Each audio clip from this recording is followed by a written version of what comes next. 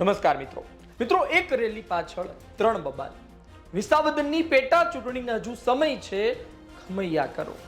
વિસાવદર પેટા ચૂંટણી 19 તારીખે છે, પરંતુ આ પહેલા વિસાવદરમાં કેમ બબાલો થઈ રહી છે? પોલીસ સાથે રકઝક કેમ થઈ રહી છે?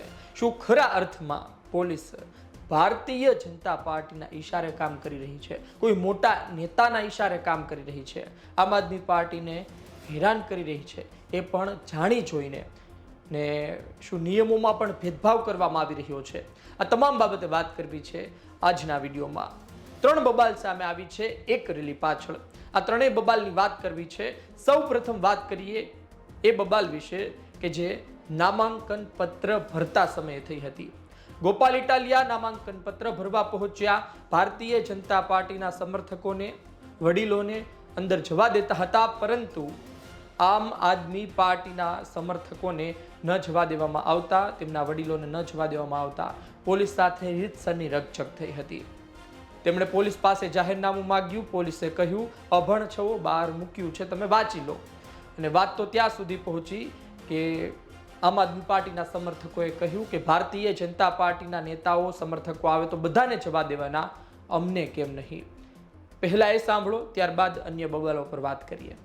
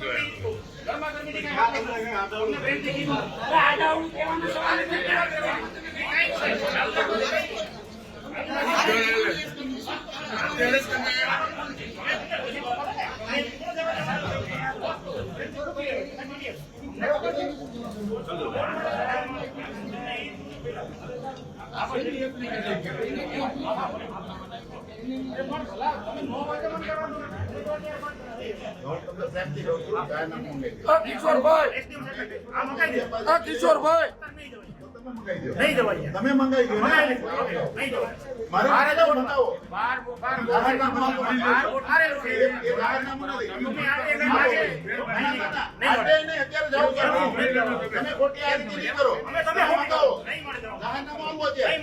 આ વાત તમારી ખોટી છે ભાઈ.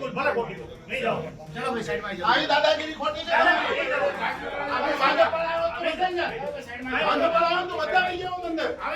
ભાજપની ગુલામી કરવાની બંધ કરી દો.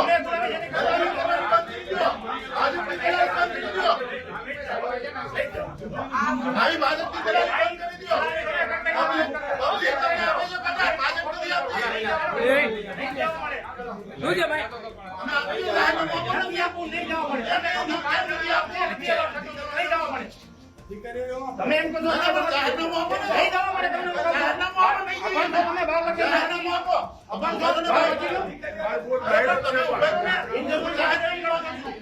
હું જાહેરનામું માંગુ છું, બીજું છે જવા મળે તો જાહેરનામું આપી દો. શાંતિથી જ માંગ્યું છે. તમે ખોટી વાતો કરો છો. મર્યાદામાં જ જવાના. મર્યાદાથી શાંતિથી હું તમને કહું છું. નહીં મળે બહાર જવા દેવું પડશે. નહીં ચાલે. તમે તો શાંતિ રાખો. ખબર કે અમે તમને કઈ કાયદાની વસ્તુ અમે તમારી પાસે જાહેરનામું માંગી તમને કહું છું. મારા સૂચના લખેલી છે. હવે તો તમે બહાર રાખીને પાડવું પડે.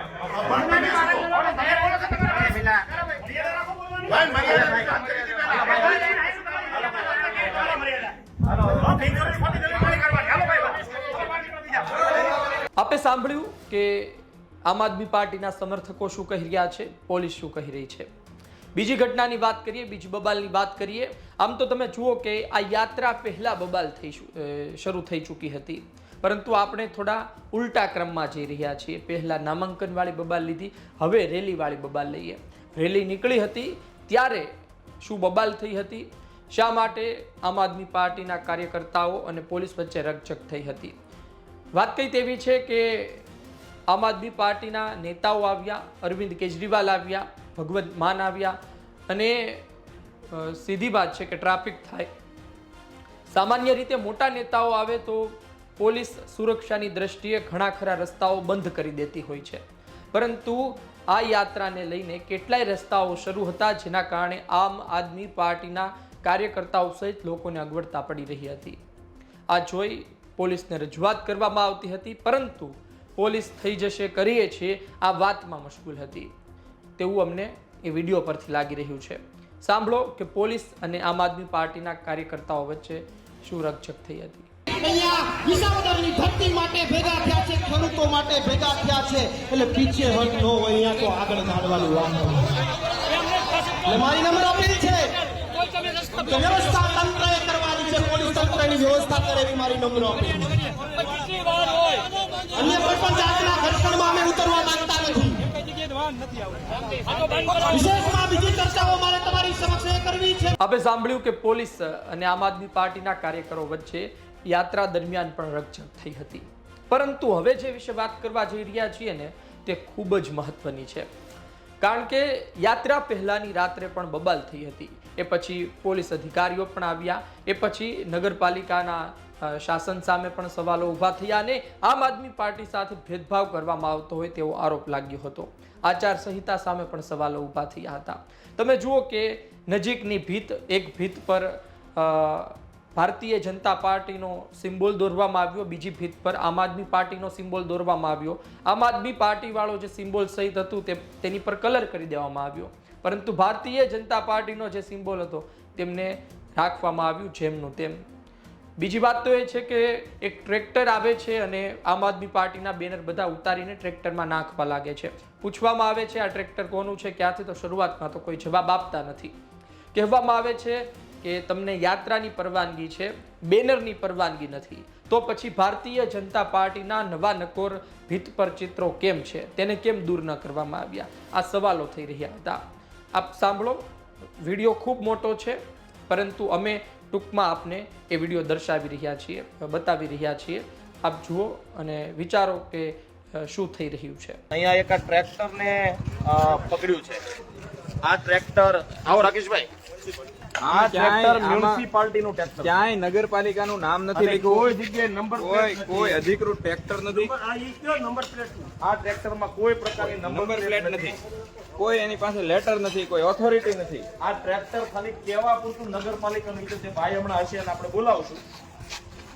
અને આ ટ્રેક્ટર નગરપાલિકાનું ખાલી કહેવામાં આવે છે. ટ્રેક્ટર નગરપાલિકાનું હોય તો એનો એક સિમ્બોલ હોવો જોઈએ, એક નંબર હોવા જોઈએ.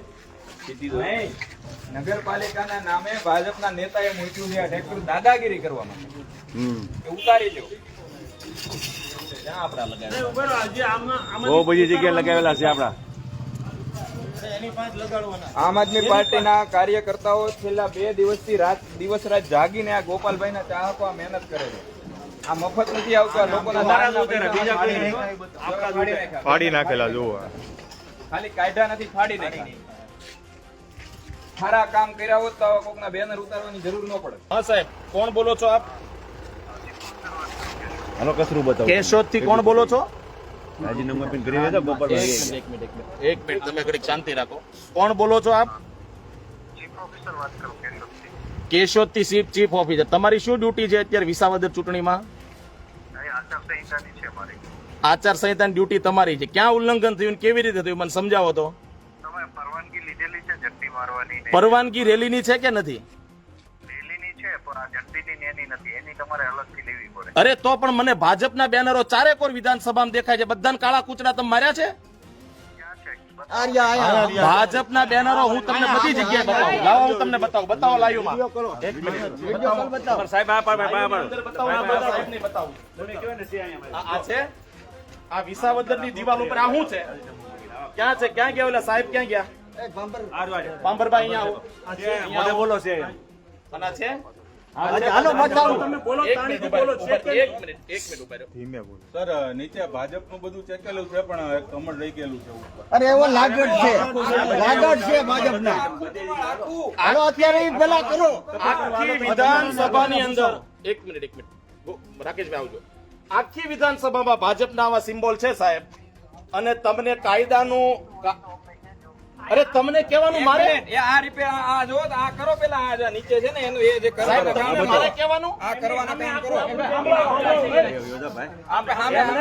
એક મિનિટ આમે આપણું આખું છે કે નહીં? એક મિનિટ હવે બીજું તમને બતાવું સાહેબ, તમને બીજું બતાવું. નિશાન જુઓ તમે. આચાર સંહિતાનું ઉલ્લંઘન તમે કરવાની વાત કરો છો ને, આ આમ આદમી પાર્ટીનું આખું બેનર છેકી નાખ્યો. જુઓ બતાવો. 7 ફૂટનું અંતર હે ગલીનું, 7 ફૂટનું. અને એક છેડે આખું બેનર તમે છેકી નાખ્યું ને એક છેડે ભાજપનું સિમ્બોલ છે, અને તમે અમને કાયદો શીખવાડશો. એક મિનિટ આ ભાઈને કહો કે ભાઈ આ સેકન્ડ સેકન્ડ બોલો ભાઈ, તમે કહો ભાઈ, તમે આખું second બોલો એક સાહેબ, સાંભળે. કાયદો અને વ્યવસ્થા જાળવવાની જવાબદારી તમારી છે. અમારું બેનર ઉતરશે તો કાલની રેલીમાં મજા નહીં આવે. આ ભાઈની હારે વાત કરું જરા કેને કહો. પરવાનગી રેલીની છે ભાઈ, પરવાનગી રેલીની છે. તો રેલીમાં બોલ બેન આવે. આ કમળનું સિમ્બોલ કઈ પરવાનગી દીધી આખા વિધાનસભામાં છે કમળ. આ કઈ બધી પરવાનગી શેરીમાં બધી જગ્યાએ પછી શેરીમાં ચાલો બતાવીએ. કોની સાથે વાત કરું? પ્રાંત સાહેબ નો નંબર આપો, લાવો એમને ફોન કરીએ. એટલે આપણે વાતો જ આપો કરવાની. નંબર આપો, બોલો તમે નંબર. હવાર આમ જ પડવાની. નંબર બોલો ને તમે. તમે કેવી રીતે નંબર આપવા ના પાડી દો છો? કેમ તમારી પાસે નંબર નથી? ખોટું કામ કરો છો. પણ તમે નંબર આપો, તમે નંબર આપો ને. હા મેળવીને આપો, હું રાહે છું. ચાલો હા, તમે વિચાર કરો મિત્રો કે કાલે આ કમળ નો એક બાજુ આમ આદમી પાર્ટીનું આખું આ બેનર. પૂછક હોય કરે. તમે આ જોઈ શકો છો. અહીંયા ગોપાલભાઈ નો એમ નહીં, ફોટો આપણે છે. નગરપાલિકાનો ભ્રષ્ટાચાર ખુલ્લો પાડો. હાલો આ બધી જ મારી વસ્તુ. જગ્યા બધા આવો કાલે. આ આખું જ આમ બેનર પેલા આમ વિના આદમી પૈસા ઉપાડી પાર્ટીનું દીધા નગરપાલિકામાં. એ છેકી નાખ્યું. આમ આદમી પાર્ટીનું બેનર ભૂસી નાખ્યું. અને બતાવો મિત્રો, આ દિવાલ અને સામેનો રસ્તો, બસ સામે કમળ દેખાય છે. કમળ રાખવામાં આવ્યું. અડવામાં અને- નો સક્રરી નો અડ્યા. જો અને નીચેથી બોર્ડ માર્યો. સામે જે અધિકારી છે એ એવું જણાવે છે કે આચાર સંહિતાનું પાલન કરાવવાનું એ જવાબદારી એમની છે. તો આ કોની જવાબદારીમાં આવે છે? ભાજપની દલાલી કરો છો અને પાછા હજુ કાયદો અમને સમજાવો છો. ભાજપની દલાલી કરીને અમને કાયદો સમજાવશો. મને સમજાવો, રેલીની પરમિશનમાં હું આવે?